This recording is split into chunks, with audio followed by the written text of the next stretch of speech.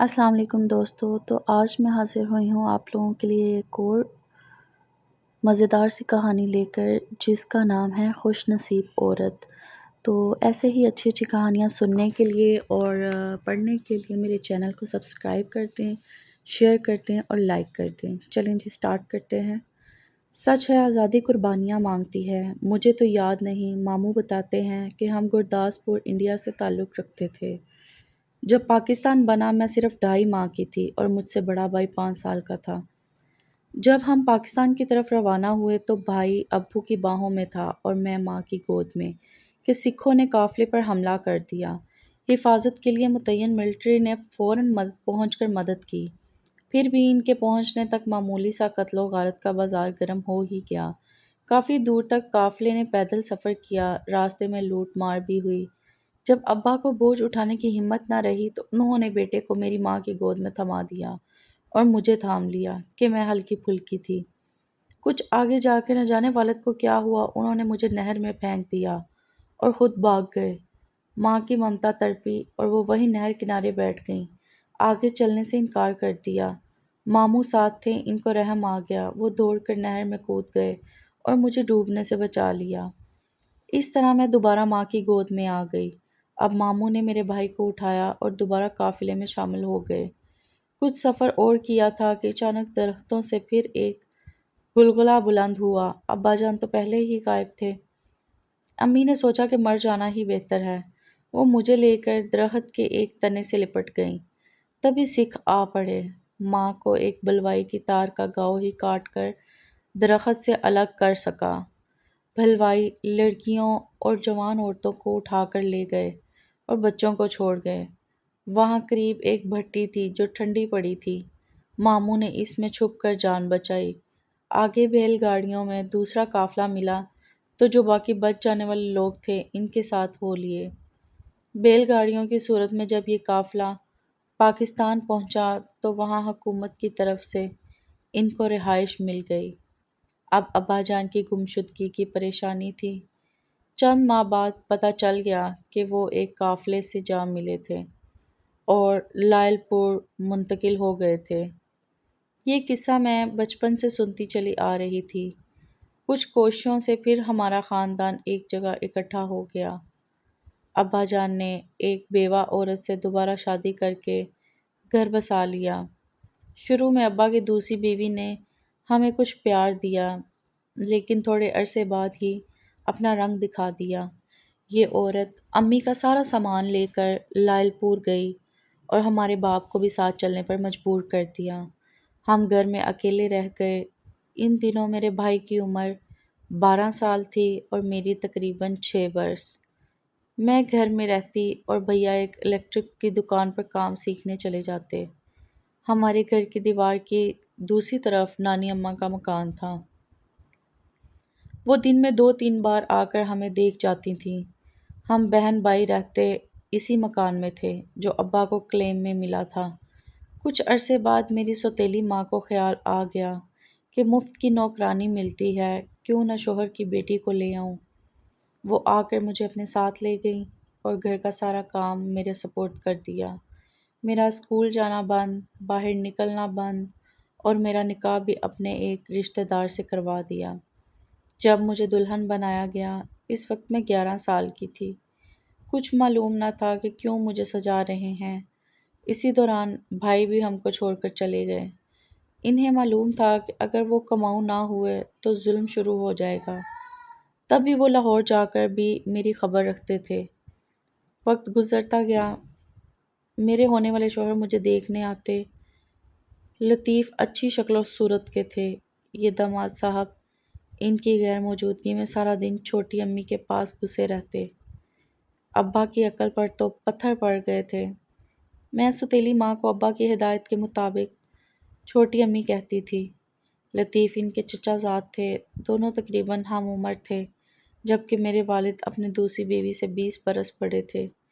غرض لطیف صاحب سارا دن چھوٹی امی کے پاس رہتے، میں تو ادھر ادھر گھومتی رہتی۔ مجھے نہیں معلوم ان دونوں میں کیا گاڑی چھنتی تھی۔ محلے کی ایک بزرگ عورت مجھ کو کلام مجید پڑھانے آتی تھی۔ نہ جانے اس نے کیا دیکھا کہ ایک روز ابا کو اپنے گھر لے گئی اور لطیف کے بارے کچھ باتیں بتائیں، جس پر انہوں نے بیوی کو طلاق دے دی اور میری بھی طلاق لکھوا دی۔ پھر سے لاہور میری نانی کے قریب والے گھر میں آ گئے، جہاں بھائی اکیلا رہتا تھا۔ یوں ہم پھر سے وہاں رہنے لگے۔ 6 سال آرام سے گزر گئے۔ تبھی ہماری گلی میں ایک مکان برائے فروخت ہوا۔ یہ مکان ایک امیر آدمی نے خرید لیا۔ وہ پرانے گھر کو گرا کر نیا گھر تعمیر کرانا چاہتا تھا۔ اس کا ایک خوبصورت بیٹا تھا جو ایف اے میں پڑھتا تھا۔ وہ پڑھائی کی خاطر اکیلے ہی اس مکان میں آ کر رہا کرتا تھا۔ خدا کو جانے کیا منظور تھا کہ ایک دن اس لڑکے نے مجھے خط لکھ دیا، کیونکہ اس نے مجھے دروازے سے دیکھ لیا تھا۔ خط ابا جان کے ہاتھ لگا اور میری شامت آ گئی۔ نانی نے اس لڑکے کو بلوایا اور پوچھا کہ تم نے ہماری نواسی کو خط کیوں لکھا ہے؟ میں آپ کی نواسی سے شادی کروں گا اگر 2 سال کی مہلت دے دیں تاکہ اپنی تعلیم مکمل کر لوں۔ نانی یہ سن کر خاموش ہو گئیں۔ بات دب گئی۔ 2 سال بعد میرا ایک رشتہ آیا تو نانی اماں نے اس لڑکے کو بلا کر پوچھا، اب تمہارا کیا ارادہ ہے؟ 1 سال کی اور مہلت دے دو، کیونکہ ابھی میرے والدین میری شادی پر راضی نہیں ہیں۔ تعلیم مکمل کر کے ملازمت حاصل کر لوں گا تو اپنی مرضی سے شادی کر سکوں گا۔ نانی پھر خاموش ہو گئیں۔ دراصل ان کو بھی یہ لڑکا اچھا لگا تھا۔ 6 ماہ بعد ہی اسے نوکری مل گئی۔ وہ بہت خوش ہوا اور فوراً نانی کو خوشخبری سنائی۔ اس لڑکے کا نام کاظم تھا۔ نانی نے کاظم کو میرے والد سے ملوایا۔ انہوں نے کہا، تم ایک امیر باپ کے بیٹے ہو۔ اگر تمہارا باپ تمہاری شادی پر راضی نہیں ہے تو 2 لاکھ حق مہر لکھواؤں گا، تاکہ کل اگر تمہارے والد مداخلت کریں تو میری بیٹی کو چھوڑنا آسان نہ رہے۔ بولو، یہ شرط منظور ہے؟ اس نے کہا، منظور ہے۔ آپ اپنی دختر کے ساتھ میرا نکاح پڑھوا دیجئے۔ کاظم کی تنخواہ زیادہ نہ تھی۔ ملازمت کے ابتدائی دن تھے۔ والد نے سوچا کہ آج نہیں تو کل تنخواہ بڑھ جائے گی۔ لڑکا تو اچھا ہے۔ یوں میرا نکاح کاظم سے اس مکان میں ہو گیا جو میرے سسر نے خریدا تھا۔ نکاح کے بعد میں دوبارہ والد کے گھر آ گئی۔ بدقسمتی کہ 6 ماہ بعد ابا جان کا انتقال ہو گیا۔ انہی دنوں کاظم کراچی چلے گئے۔ وہاں انہوں نے بہتر ملازمت کی تلاش شروع کر دی۔ بہتر ملازمت تو نہ ملی، لیکن ان کے والد کو پتہ چل گیا کہ بیٹے نے شادی کر لی ہے۔ کاظم کو انہوں نے 2 لاکھ روپے دیے اور کہا کہ تم لڑکی کو حق مہر کی رقم ادا کر کے طلاق دے دو، ورنہ میں تمہیں ایک پائی نہ دوں گا اور جائیداد سے بھی آگ کر دوں گا۔ کاظم نوٹ بریف کیس میں ڈال کر میرے پاس آئے، کہنے لگے، نویدا، یہ رقم تمہارے لیے کافی ہے۔ اس کے بدلے تمہیں میری جدائی اٹھانی پڑے گی۔ بولو کیا کرنا ہے؟ میں رونے لگی۔ اس وقت یہ نوٹ مجھے سانپ بچھو سے کم دکھائی نہ دے رہے تھے۔ میں نے ان کی منت کی کہ کاظم، خدا کے لیے ان کو واپس کر دیجئے۔ وہ مسکرائے اور کہنے لگے، میں تو مذاق کر رہا تھا۔ اگلے دن وہ رقم اپنے والد کو لوٹا کر آ گئے۔ اس کے بعد ان کے والدین اور بہن بھائیوں نے کاظم سے ناطا توڑ لیا۔ اب واقعی برے دن آ گئے تھے۔ ان کو گھر سے روپیہ ملنا بالکل بند ہو گیا۔ ادھر نوکری نہیں مل رہی تھی۔ بڑی مشکلوں سے ویزا حاصل کر کے وہ سعودی عرب چلے گئے۔ اللہ کی مہربانی سے وہاں اچھی نوکری مل گئی، ساتھ ہی رہائش کے لیے مکان بھی ملا۔ انہوں نے مجھے اپنے پاس بلوا لیا۔ یوں میری زندگی کا ہیجانی دور ختم ہوا، لیکن میرے اللہ کو ابھی میری ایک اور آزمائش لینا تھی۔ شادی سے قبل کاظم کی دوستی ایک اور لڑکی سے تھی۔ جب اس کے والدین کو پتہ چلا تو انہوں نے بیٹی پر پابندیاں لگا دیں اور ادھوری محبت کا یہ فسانہ خود بخود چٹ گیا۔ مجھ سے شادی بھی شاید اس بات کا رد عمل تھا۔ جب میں سعودی عرب گئی تو دیکھا کہ کمپنی کی طرف سے ان کو بہت اچھا اور کشادہ گھر ملا ہوا ہے۔ انہوں نے اپنا ایک کمرہ آفس ورک کے لیے علیحدہ رکھا ہوا تھا، جہاں اکیلے بیٹھ کر فائلیں وغیرہ دیکھتے تھے۔ ایک روز مجھے اشتیاق ہوا کہ ان کا کمرہ دیکھوں، کیونکہ آفیسر تھے۔ کمرہ عمدہ تھا اور اس میں آسائش کی ہر شے موجود تھی۔ وہاں الماری میں میں نے ایک فائل دیکھی جو انہوں نے چھپا کر رکھی ہوئی تھی۔ میں نے اسے سرسری طور پر الٹ پلٹ کر دیکھا تو اس میں سے ایک تصویر کا نیگیٹو گر پڑا۔ میں نے اٹھا کر اسی فائل میں رکھ دیا اور کاغذات کو نہیں پڑھا کہ ان کے دفتری کاغذات ہوں گے۔ شام کو جب یہ گھر آئے اور فرصت سے چائے پینے بیٹھے تو میں نے ان کو بتایا کہ اس طرح ایک فائل میں نے اٹھائی تو اس میں کسی تصویر کا نیگیٹو پڑا ہوا تھا۔ وہ کس کی تصویر کا ہے بولے؟ ایک لڑکی تھی مہربانو، میرے ساتھ پڑھتی تھی، مجھے اچھی لگتی تھی، اس کو بھی مجھ سے پیار تھا، لیکن اس کے والدین کے علم میں یہ بات آ گئی تو والدین نے اس کو کالج سے ہٹا لیا اور آنے جانے پر بھی پابندیاں لگا دیں۔ پھر میرا اس کے ساتھ رابطہ نہ رہا۔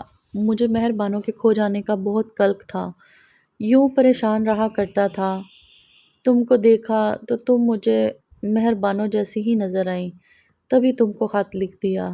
تمہاری نانی سے مجھے صبر و تحمل ملا اور میری تمہارے ساتھ شادی ہو گئی، لیکن میں مہربانوں کو ابھی تک نہیں بلا سکا۔ جب اس کمرے میں تنہا بیٹھتا ہوں تو اس کے خط پڑھتا رہتا ہوں۔ کیا میں ان خطوط کو پڑھ سکتی ہوں؟ ہاں، کیوں نہیں؟ مجھے کوئی اعتراض نہیں، کاظم نے جواب دیا۔ اگلے روز جب وہ آفس چلے گئے تو میں نے فائل کا مطالعہ کیا۔ ٹھنڈے دل و دماغ سے اس لڑکی کا ایک خط پڑھا، دل پر اثر ہوا۔ وہ بہت دکھی لڑکی تھی۔ اس کو شوہر بہت برا ملا تھا جو شرابی اور جواری تھا۔ مہربانوں اس کی تیسری بیوی تھی اور اس کو تکلیف دیتا۔ بالآخر والدین نے بیٹی کی طلاق کرا دی۔ خطوط پڑھنے کے بعد میں نے شوہر سے کہا کہ جب ہم پاکستان جائیں گے تو آپ مجھے اس لڑکی سے ضرور ملوانا۔ سال بعد کاظم کو چھٹی ملی تو ہم پاکستان آ گئے۔ میرے ماموں بیمار تھے تبھی میں وطن آئی تھی۔ میں اس لڑکی سے ملنے بھی گئی، لیکن اس نے مجھ سے ملنے سے انکار کر دیا۔